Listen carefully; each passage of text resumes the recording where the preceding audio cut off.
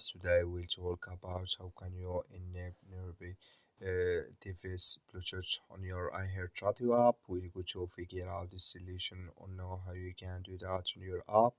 So all you have to do, you just go above this sign, click on it here.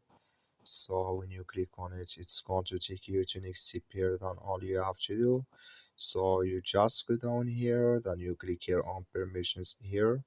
So then it's going to take you to next here. Then you click here on nearby Bluetooth devices.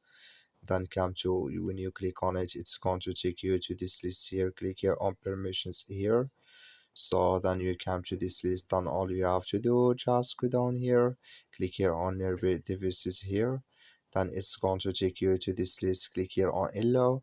Then it's going to allow with you on your iHeartRadio app. That's all you have to do. Thank you for watching. Don't forget to support us by like and subscribe.